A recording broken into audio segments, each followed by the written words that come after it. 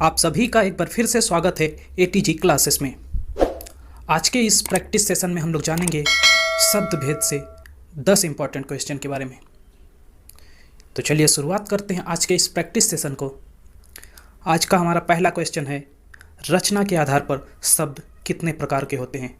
ध्यान से सुनिएगा, आपको बताना है शब्द के प्रकार किसके आधार पर, तो रचना के आधार पर। इसके लिए जो आपके ऑप्शन हैं, ऑप्शन ए 2 प्रकार, ऑप्शन बी 3 प्रकार, ऑप्शन सी 4 प्रकार या फिर ऑप्शन डी 5 प्रकार। तो सही ऑप्शन कमेंट में ज़रूर बताएं। तो रचना के आधार पर जो शब्द के प्रकार हैं वह कितने हैं, तो वह हैं 3 प्रकार। अब ये 3 प्रकार कौन कौन से हैं तो नोट कर लीजिएगा। पहला है ऋण शब्द, दूसरा यौगिक शब्द और तीसरा है योग ऋण शब्द। चलिए नेक्स्ट क्वेश्चन। जो नेक्स्ट क्वेश्चन है दूसरा, वह है कि जिन शब्दों का कोई भी खंड सार्थक नहीं होता वे कहलाते हैं। सार्थक यानी कि सही अर्थ नहीं देता, वे क्या कहलाते हैं। इसके लिए आपके ऑप्शन हैं, ऑप्शन ए ऋण शब्द, ऑप्शन बी यौगिक शब्द, ऑप्शन सी योग ऋण शब्द या फिर ऑप्शन डी उपसर्ग शब्द। तो चलिए सबसे पहले हम जान लेते हैं कि ऋण शब्द कहते किसे हैं। तो ध्यान दीजिएगा कि ऋण शब्द वे शब्द हैं जिनका कोई भी खंड सार्थक नहीं होता है, जो परंपरा से किसी विशिष्ट अर्थ में चले आ रहे हैं, जैसे नाक, जल, आग। अब होता क्या है, हम एक ऑप्शन ले लेते हैं जैसे जल। अब इसे हम बीच से डिवाइड करेंगे तो ये 2 अलग अलग पार्ट में डिवाइड हो गया। अब इन दोनों पार्ट का अलग अलग कोई भी सार्थक अर्थ नहीं है, तो इस वजह से ये शब्द क्या है, ऋण शब्द है। ऐसे ही हम जानेंगे यौगिक शब्द किसे कहते हैं।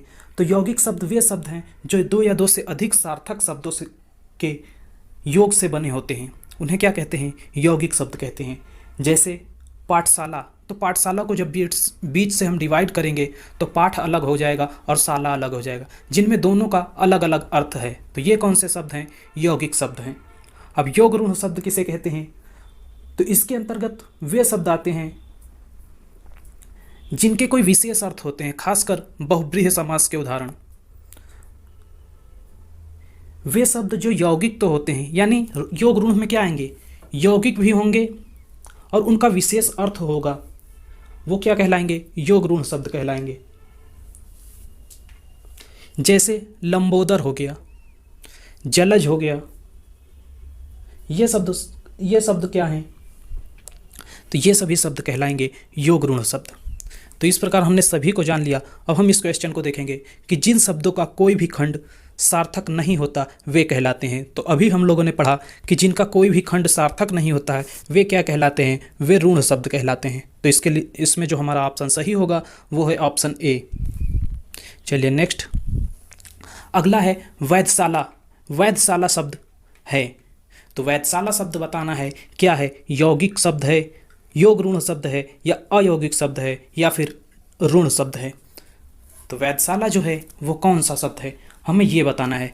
तो जो वैधशाला है वह शब्द है यौगिक, क्योंकि यहाँ वैधशाला को जब बीच से हम डिवाइड करेंगे तो वैध अलग हो जाएगा और शाला अलग हो जाएगा, जिनका दोनों का अलग अलग सार्थक अर्थ है। इस वजह से ये क्या हो गए, ये यौगिक शब्द हो गए। अब चलिए नेक्स्ट क्वेश्चन पे। अगला क्वेश्चन है क्वेश्चन नंबर 4 कि ऋण शब्द का चयन कीजिए। इसमें से ऋण शब्द का चयन करना है, तो हम ऑप्शन ए को लेते हैं। लिखा है राजनैतिक। इसको जब डिवाइड करेंगे तो राज अलग हो जाएगा और नैतिक अलग हो जाएगा, जिनके दोनों के अर्थ हैं, तो इस वजह से ये ऋण नहीं होगा। चक्रपाणी, हम लोगों ने पढ़ा था कि जो शब्द यौगिक तो होते हुए भी विशेष अर्थ रखते हैं वो क्या कहलाते हैं, वे योग ऋण शब्द कहलाते हैं। तो इस प्रकार से जो चक्रपाणी है वह कैसा शब्द होगा, वो शब्द होगा योग ऋण शब्द। त्रिकोण, इसको भी जब बीच से डिवाइड करेंगे तो त्रि अलग हो जाएगा और कोण अलग हो जाएगा, तो इस प्रकार यह भी ऋण शब्द नहीं होगा। अब हमारा आता है ऑप्शन डी गरल। तो गरल को जब अलग करेंगे तो इसका अलग अलग कोई सार्थक अर्थ नहीं है, तो इस वजह से जो हमारा ऋण शब्द होगा वह कौन सा होगा, तो वह यही होगा गरल, यानी और क्वेश्चन नंबर 4 के लिए जो हमारा ऑप्शन सही है वो है ऑप्शन नंबर 4। अब चलिए नेक्स्ट क्वेश्चन देखते हैं। अगला है क्वेश्चन नंबर 5 कि जो शब्द किसी विशेष अर्थ में प्रयुक्त होते हैं उन्हें कहते हैं। हम लोगों ने अभी पढ़ा था इसके पहले कि जो शब्द यौगिक होते हुए भी विशेष अर्थ रखते हैं वे शब्द क्या कहलाते हैं, वे योग ऋण कहलाते हैं। तो इसके लिए जो हमारा ऑप्शन सही होगा वो सही होगा ऑप्शन सी। कौन से शब्द? योग ऋण शब्द होंगे। तो 5 का जो ऑप्शन सही होगा वह होगा option C. Next question, question number 6। Question number 6 क्या है कि निम्नलिखित शब्दों में से सही यौगिक शब्द को चुनिए। याद रखिएगा किस शब्द को चुनना है। तो इस शब्द यहाँ बताना है हमें क्वेश्चन नंबर 6 में, निम्नलिखित शब्दों में से सही यौगिक शब्द को चुनिए। यौगिक शब्द बताना है। और अभी हम लोगों ने पहले बात की थी ऋण शब्द, यौगिक शब्द और योग ऋण शब्द, इन तीनों के बारे में। यानी कि रचना के आधार पर जब बात की जाए तो शब्द के कितने भेद होते हैं, तो वो 3 भेद होते हैं। कौन कौन से? ऋण शब्द, यौगिक शब्द और योग ऋण शब्द। अब परिभाषा हम लोगों ने देख ली थी, अब उसी के आधार पर हमें यौगिक शब्द छांटना है। तो पहले हम ऑप्शन ए को लेते हैं, मेज। जब इसे हम डिवाइड करेंगे तो में अलग हो जाएगा और ज अलग हो जाएगा, जिनका कोई अलग अलग कोई अर्थ नहीं है। तो इस प्रकार यह कौन से शब्द हुए? तो ये ऋण शब्द हुए। अब हम बात करते हैं घर पर, यानी कि ऑप्शन डी पर। तो इसको भी जब डिवाइड करेंगे तो घ अलग हो जाएगा और र अलग हो जाएगा, तो जिनका अलग अलग कोई अर्थ नहीं है। इस वजह से ये शब्द क्या होगा? यह भी ऋण शब्द हो जाएगा। अब बात करते हैं हम 4 पाई पर। तो जब इसको बीच से डिवाइड करेंगे तो 4 अलग हो जाएगा और पाई अलग हो जाएगा। तो इस प्रकार यह शब्द यौगिक तो है, लेकिन यह भी ध्यान दीजिए यह एक विशेष अर्थ दे रहा है। 4 पाई का मतलब एक विशेष 4 पाई का ही हमें बोध होता है। तो इस प्रकार से यह यौगिक होते हुए भी विशेष अर्थ देने के कारण योग ऋण शब्द हो जाएगा। तो 4 पाई का ऐसा शब्द हुआ, यौगिक तो है लेकिन उसके साथ ये विशेष अर्थ दे रहा है, इस वजह से ये क्या हो जाएगा? योग ऋण शब्द हो जाएगा।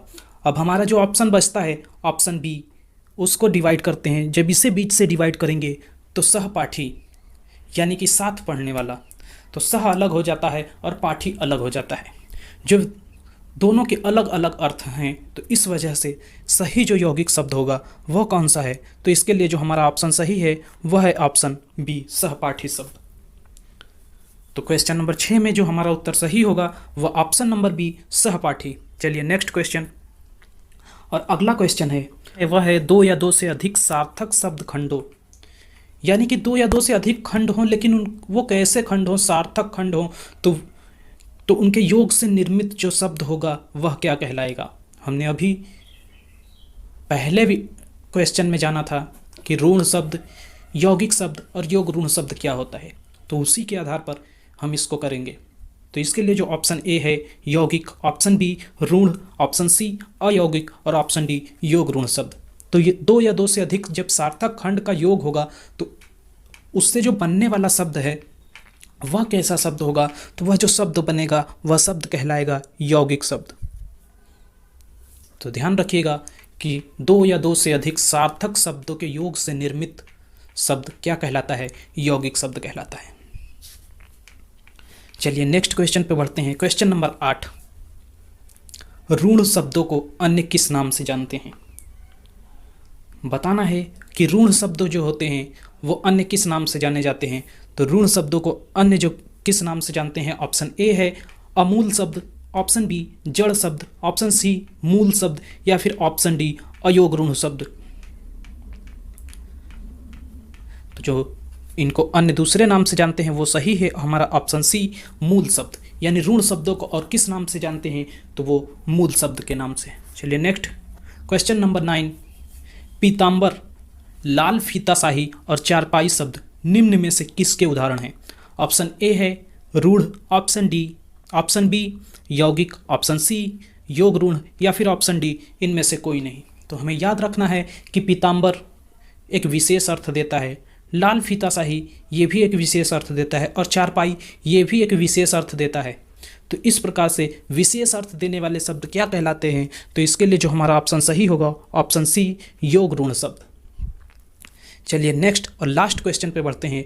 क्वेश्चन नंबर 10, निम्नलिखित शब्दों में से किस शब्द का सार्थक खंड नहीं हो सकता है। हमें बताना है कि किस शब्द का सार्थक खंड नहीं हो सकता है।